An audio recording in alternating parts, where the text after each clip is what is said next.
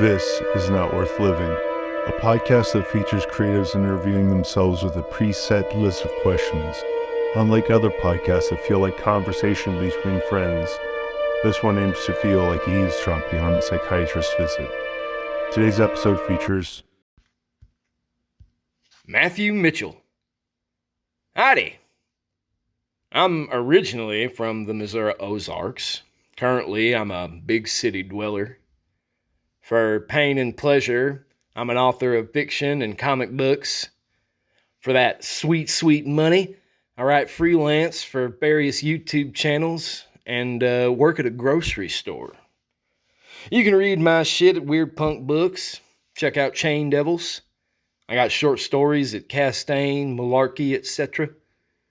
And for comic books, pick up HORRORIUM. That's my EC Comics Worship Anthos series that I do with Kyle Strom.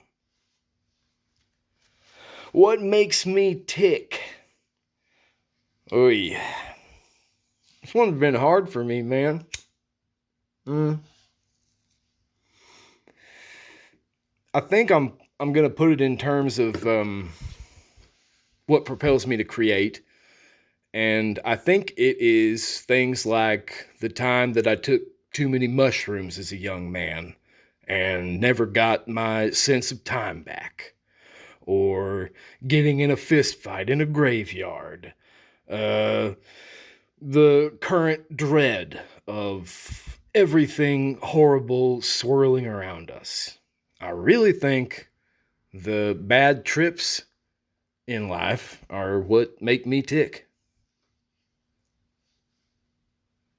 Would I open an envelope with my death date? Hell no. I'm prone to magical thinking, and I put too much stock in cosmic coincidence. And furthermore, I have no plans to die. I just assume that I'm not going to. In fact, I know I won't. So, no.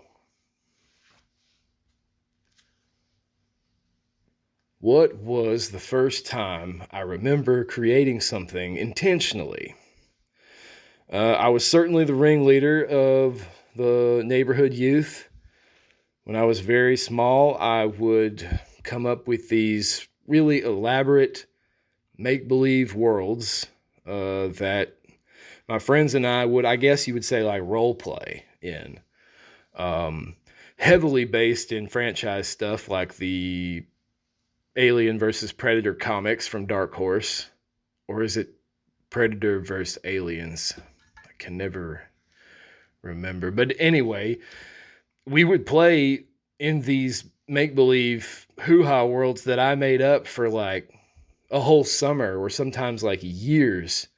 And one of the kids, his granddaddy was a woodworker, and he would make us swords that we designed. And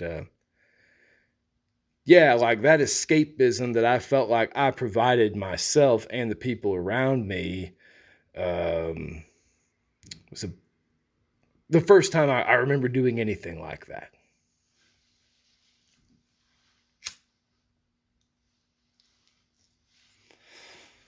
What keeps me motivated?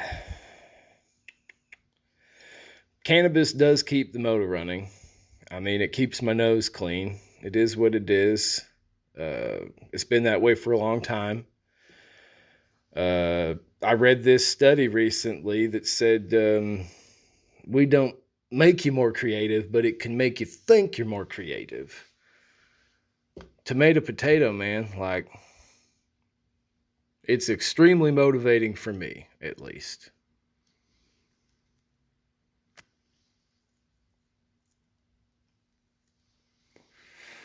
Who inspires me at the moment?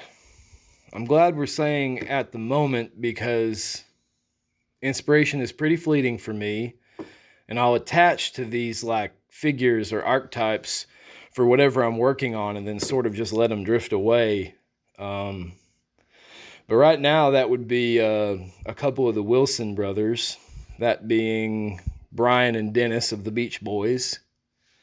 I started reading and listening to things about Brian and Brian's production work because I'd been invited to do a new metal story, and I started comparing Brian Wilson to Clown in Slipknot in my mind.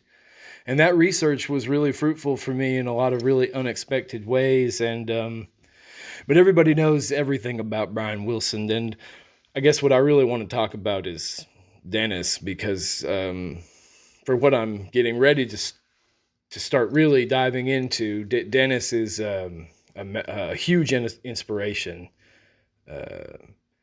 Dennis Wilson's solo record is something I think is remarkable. Fucking rules, man. And his life is really haunting. It's the work that he did for the Beach Boys is some of their most morose music for a reason. And, the way he lived, I find very inspiring right now.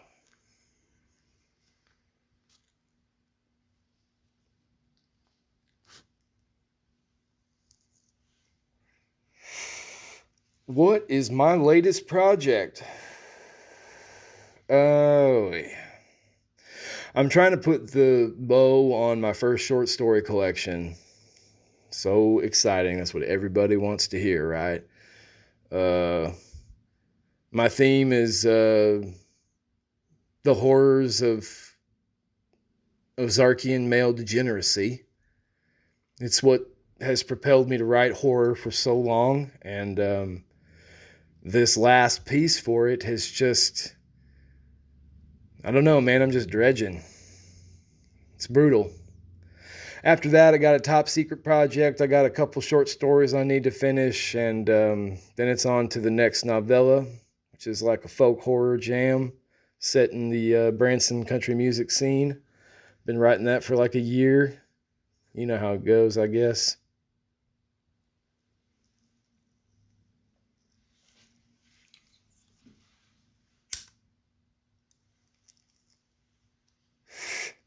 If money was no object, what would be my dream project?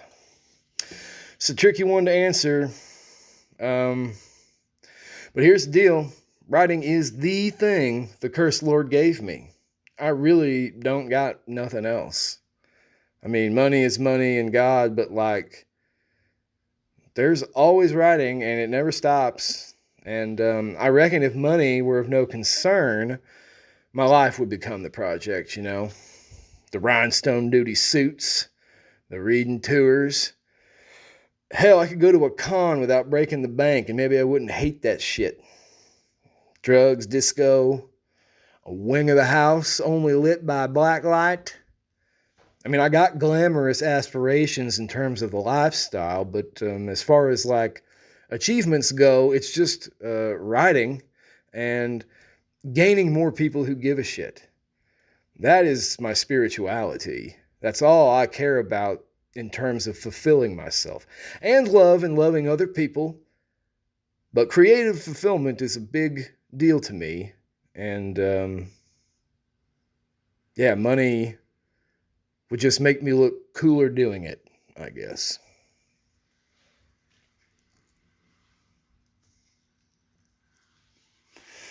Is there a quote or motto that I work by? No, but I want to answer anyway.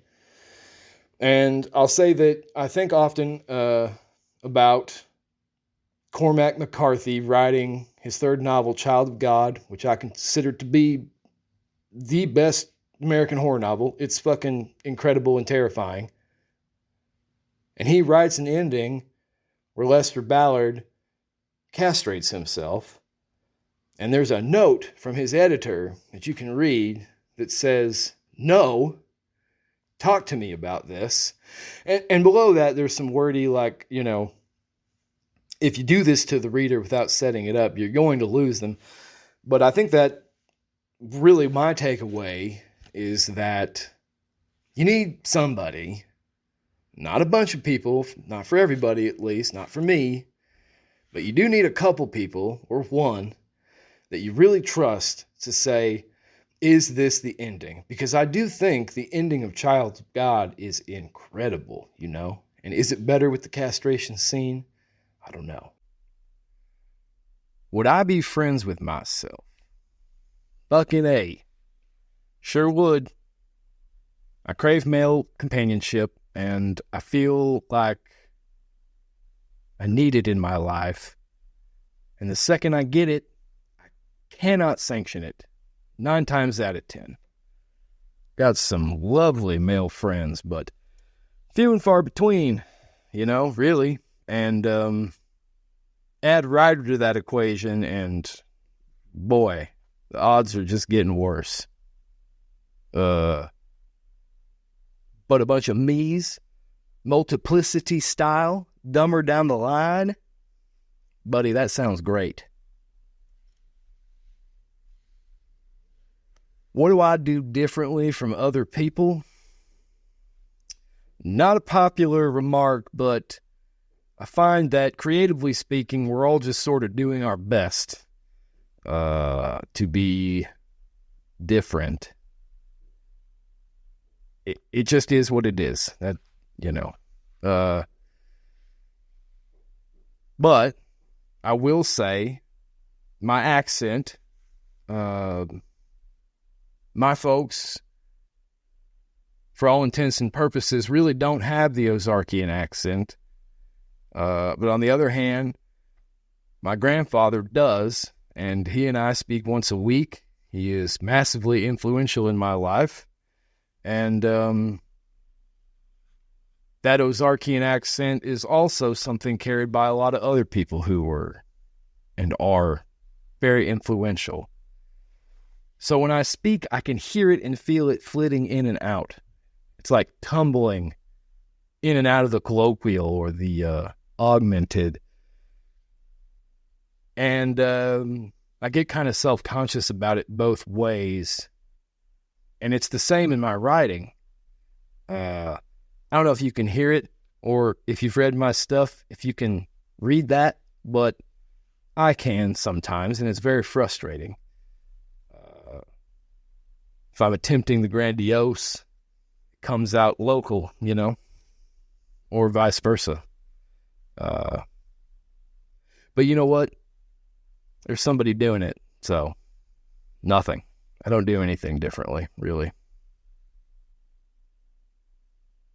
What would I like my epitaph to say? Don't know if you forgot, but I have no plans to die. It's not on the calendar, and I really don't think it can happen. But if you do, I guess y'all will just have to come up with something good.